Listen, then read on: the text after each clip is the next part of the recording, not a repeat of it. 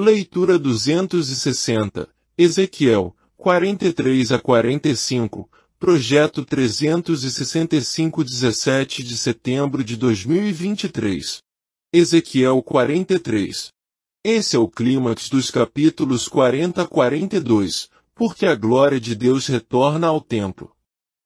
O tom negativo do livro é revertido. O oficial atesta todas as passagens relacionadas às bênçãos reservadas ao remanescente restaurado. Todos os crentes verdadeiros devem ansiar pelo momento em que o nome de Deus será finalmente glorificado, e em que ele passará a viver entre o seu povo para sempre.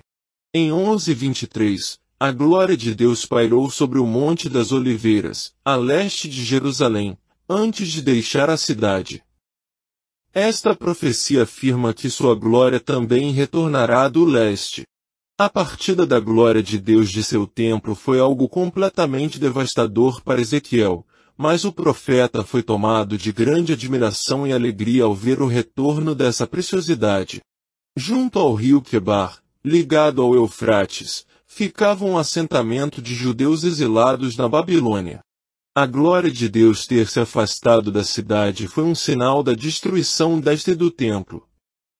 Para que Deus retornasse, suas condições deveriam ser cumpridas.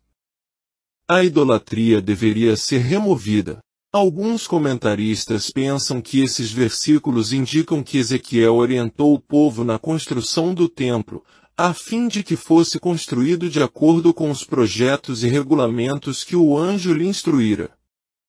Mas as pessoas nunca se arrependeram e as condições não foram satisfeitas. Por esta razão o cumprimento foi postergado. A lei fundamental do templo de Deus era a santidade. Em tudo o que faz, Deus é santo, perfeito e inculpável. Não existe nele um traço de mal ou de pecado. Da mesma maneira que Deus é santo, nós devemos ser santos. As pessoas se tornam santas quando se dedicam a Deus e se afastam do pecado. É importante entender o conceito de santidade, para que possamos progredir em nosso crescimento espiritual. Essa visão apontava, na época, para o Monte Sinai, e no futuro, para o Calvário. Quando o povo retornasse do exílio, buscaria livrar-se da culpa por meio do sistema sacrificial, instituído nos dias de Moisés.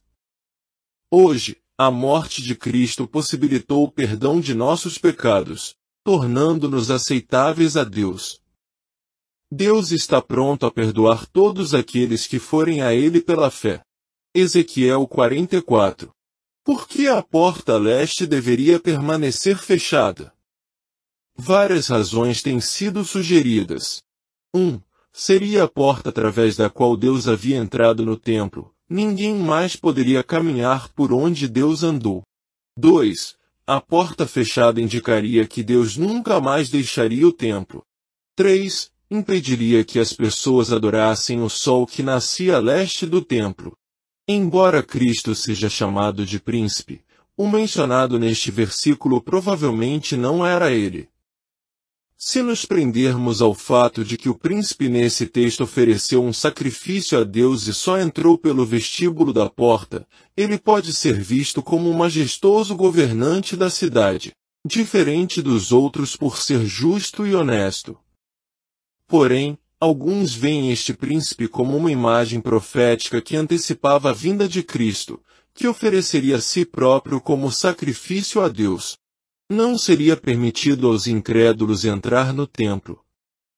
A visão de Ezequiel dizia respeito ao restabelecimento da adoração santa, da qual somente aqueles que se preparassem física e espiritualmente poderiam participar. Em 47:22 a 23, vemos que aos povos de outras nações era permitido unir-se a esta adoração, contanto que aceitassem os padrões da fé e a prática declarada na lei. Os descendentes de Zadok foram mencionados, porque muitos dos sacerdotes de sua linhagem permaneceram fiéis a Deus, enquanto outros se corromperam. Zadok apoiou a escolha feita por Deus de Salomão suceder Davi, e foi designado sumo sacerdote durante o reinado. Os descendentes de Zadok eram considerados a verdadeira linhagem sacerdotal no período entre o Antigo Testamento e o Novo Testamento. Essas leis foram dadas ao povo de Deus no deserto. Estão registradas nos livros de Êxodo e Levítico. Revelaram a importância de aproximar-se de Deus respeitosamente e forneceram as diretrizes para que os sacerdotes vivessem de maneira irrepreensível, podendo desempenhar sua tarefa de ensinar as pessoas a distinguir entre o santo e o profano e a discernir entre o imundo e o limpo. Ezequiel 45. Apresenta a divisão da terra de Israel durante o milênio, a era de paz e justiça governada por Jesus Cristo. Nesta porção da Escritura, Deus estabelece uma porção sagrada da terra de aproximadamente 11.250 metros de comprimento e aproximadamente 9.000 metros de largura, onde será construído o templo sagrado descrito por Ezequiel. Essa terra sagrada será dividida em duas porções iguais, sendo uma para os sacerdotes e a outra para os levitas. Além disso, uma faixa de terra será destinada ao príncipe, possivelmente o rei Davi, que cuidará das áreas adjacentes à terra sagrada.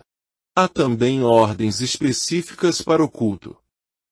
As ofertas que devem ser continuamente oferecidas ao Senhor pelo ministério e a provisão deve vir do povo.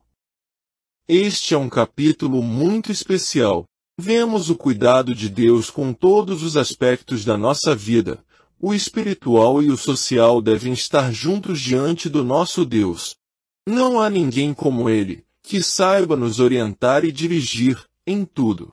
O capítulo também descreve as ofertas e festivais que ocorrerão durante o milênio, como a celebração da Páscoa e a festa dos tabernáculos.